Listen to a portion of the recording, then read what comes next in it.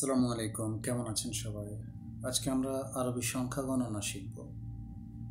সফর মানে হচ্ছে শূন্য, ওয়াহিদ মানে হচ্ছে এক, ইতনাইন মানে দুই, তালাতা মানে হচ্ছে তিন, আরবা মানে হচ্ছে চার, খামসা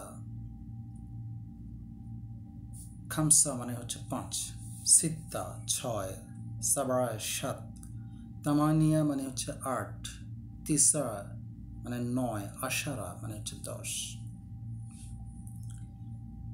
ওয়াহেদাস ওয়াহেদাস মানে ওয়াহেদ তার সাথে দাস যোগ হলে ওয়াহেদাস মানে হলো 11। ইতনাতাস, ইতনাইন যেটা দুই সেটার সাথে তাস যোগ হয়ে ইতনাতাস, ইতনান্তাস, এটা হচ্ছে 12।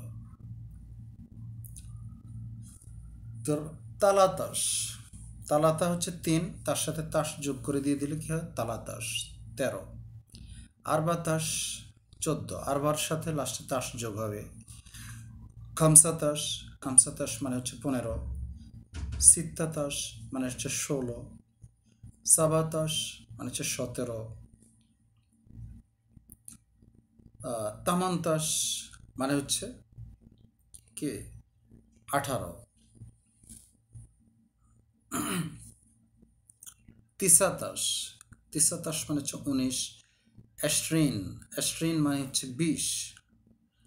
এখন যদি এ পর্যন্ত, এরপরে যা আছে এগুলো আপনি পর্যায়ক্রমে ওয়াহেদ অ্যাস্ট্রিন 21, ইতনাইন অ্যাস্ট্রিন 22, তালাতা অ্যাস্ট্রিন 23, আরবা অ্যাস্ট্রিন 24, এভাবে সব পর্যায়ক্রমে বলে এরপরে আপনি তালাতিন 30, এরপর ওয়াহেদ তালাতিন 31।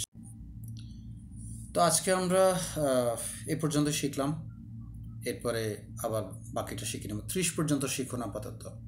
তালাতিন মানে হচ্ছে 30, ওয়াহেদ তালাতিন 31, তারপরে ইতনাইন তালাতিন 32, তালাতা তালাতিন 33, আরবা তালাতিন 34, খামসা তালাতিন 35। এভাবে শিখতে থাকবেন, এটা আসলে খুবই সহজ। ওকে, ইনশাল্লাহ আবার দেখা হবে নেক্সট ডে।